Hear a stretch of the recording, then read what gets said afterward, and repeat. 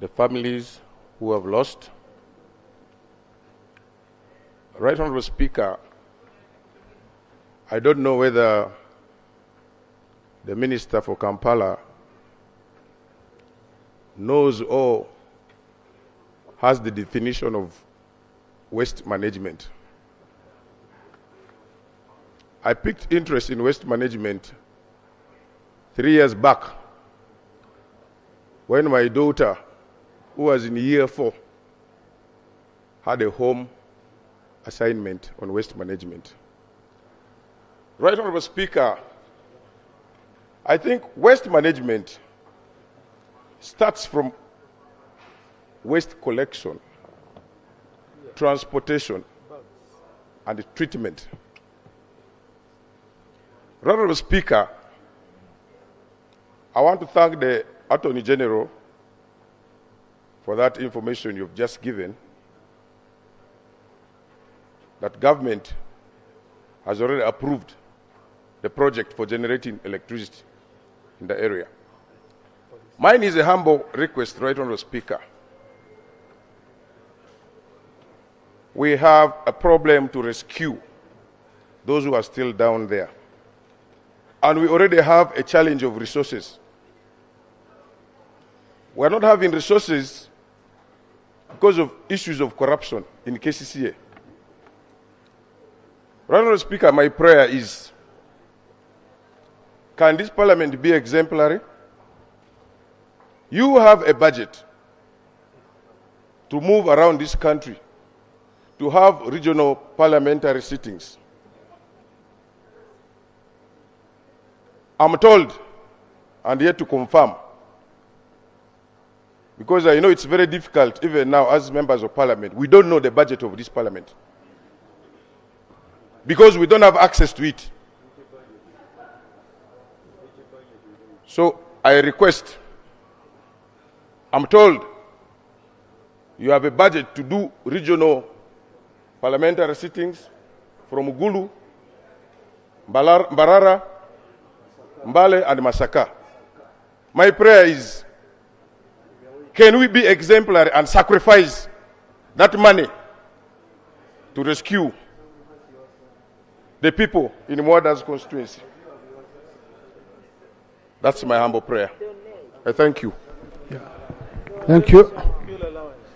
The follow-up, the former immediate chairperson for the Committee on Natural Resources, and Honorable Dr. Tara.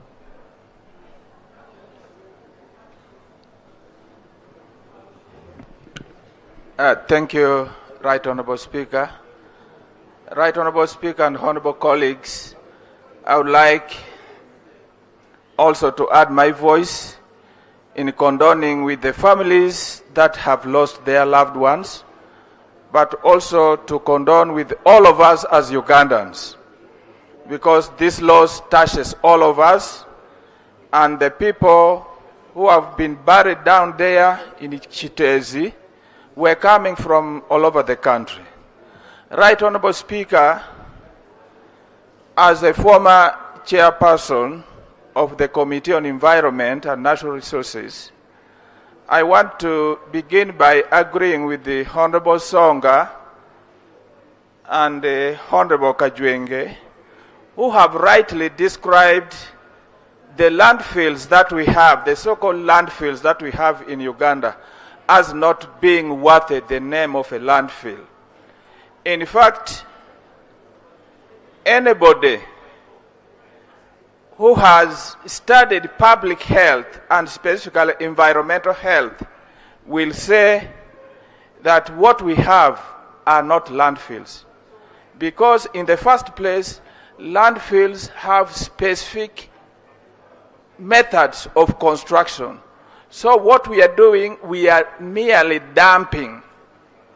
A landfill is constructed right from beneath the ground, and at the base is a material that is impervious to leakage and contamination of the water under the ground, And at every level, after filling, it is covered up layer by layer. So what we are doing falls short of that kind of technology. But Right Honorable Speaker, my committee visited Kiteezi. I think we were just a few of us due to limitation of. One of the questions that has been lingering is what actually triggered this? We actually found a plethora of people trying to make a living out of this garbage. They are trying to extract polythene bags so as to take them to the recycling plants nearby. They are trying to extract poorly disposed water bottles so as to cut them into pieces and export them to China, because this country doesn't have a technology of recycling water bottles. And so you find a whole lot of people scavenging on a landfill or in a dumping ground. And I believe one of the immediate actions is to stop our people from going to dumping grounds to scavenge for materials like boveras and water bottles. So I want to agree with my colleagues that if we are to stop this problem, what needs to be done is to sort garbage right from our own homes. Right Honorable Speaker, that is my humble contribution, that people should stop going to dumping grounds.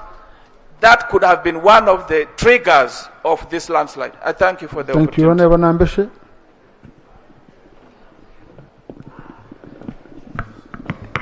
Mr. Speaker, I thank you. Mr. Speaker, Kiteezi was a disaster waiting to happen. And my grief, as I also express my heartfelt condolences to the bereaved families. Mr. Speaker, my grief has been exacerbated by the information I've received from the area member of parliament, the Honorable Muadanku Nyinji. He has said some of those that are homeless, hopeless, and are devastated are from Bale. And you know, Bududa is synonymous with the disaster. This could be people who have moved from a frying pan to the fire. And you know, most of the IDPs in Bududa are either in Kriandongo, in Bulambuli, in Bale, in Kayunga, Buikwe, and here in these suburbs of Kampala, Mr. Speaker, sir.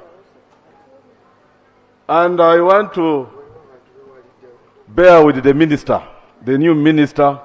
I want to salute your zeal and zest with which you have come to this ministry of disaster preparedness. But much as you have been lamenting about the ill preparedness, and you mentioned it in your report, your statement, the contingencies fund. Mr. Speaker, this fund is provided for in the Public Finance and Management Act. And most of the thorny issues are revolving around limited funding or constraints in finances, lack of funding by KCCA. But we have a provision. Section 26 gives even the formula. 3.5 times, that is what is calculated. 3.5 times the annual appropriated budget of the previous year is supposed to be in the contingencies fund. But it is not the case, Mr. Speaker, sir. No, I'm extremely informed on this one. Mr. Speaker, I know why you are... Did you provide the money? No, you have not been allowed. Mr. Speaker, Thank you for your protection. Thank you for your protection.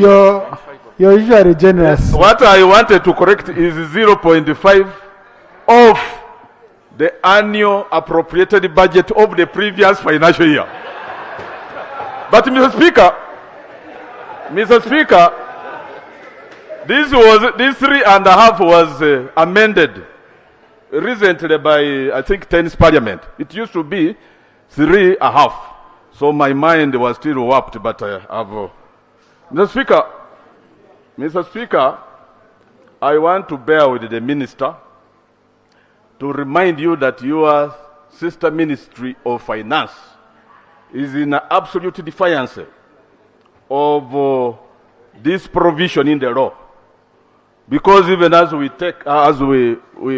deliberate on this issue, the Minister has no guts whatsoever to prove to us that that figure that is required, that is even a provision of the supreme law of the land, the Constitution, is there in the contingencies fund. What is there is a quarter of what is stipulated. Mr. Speaker, sir. So this information will come later. Just hold on. Mr. Speaker,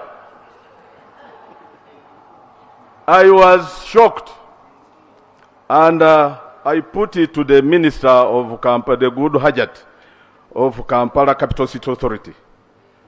Your ministry came out through the Deputy Executive Director, one David Luyimbazi. I just want to paraphrase what he said in response to what has happened at the Kiteezi landfill. He said that they were aware, as Kampala Capital City Authority, that that landfill had reached maximum carrying capacity, and therefore it was a time bomb to detonate any time. Now, the $1 million question one would ask is, if you knew all this, why didn't you expeditiously work around the clock to relocate the dump site?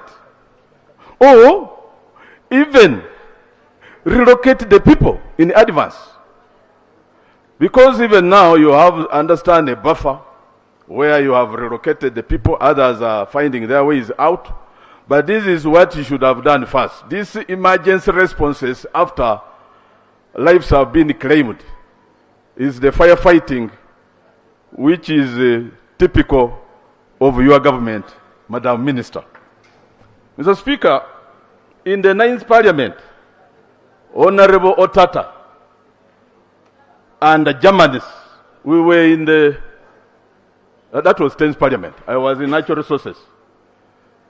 They came with Germans and they were ready to construct or to invest in a recycling plant. But do you know what happened? The reports we got, they were frustrated by those that were in the capital city asking for kickbacks. So corruption, in a way, is responsible for many lives that have passed on than even the landfill or the landslides in Bududa, Mr. Speaker. Many questions abound about these settlements around Kiteezi. How come that NEMA, which is an enforcer of environmental law, comes out with the experts after this disaster to give caution that landfills like Kiteezi are not the best method of managing solid waste management? Where were they? What are they doing? Have they failed to discharge their role of enforcing the law, and they have become violators of the same? Mr. Speaker, as I conclude, one of the questions has been raised by the President himself in the letter which he has written to the IGG.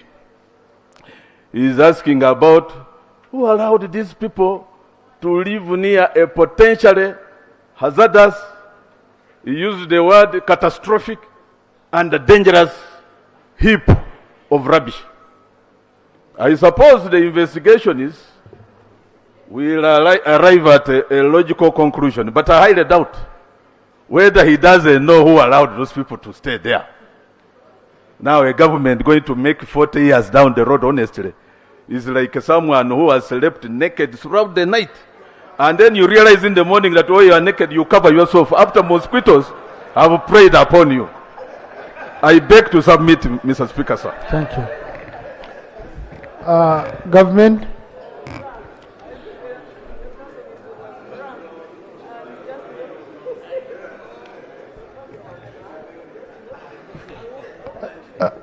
Someone can help me inform Honorable Saro Pendi that we are coming to the bill, to the next item. Colleagues, you can see for more than 2 hours we've been on this item, which was not essential on the order paper. So we have to go straight to other matters on the order paper. So next.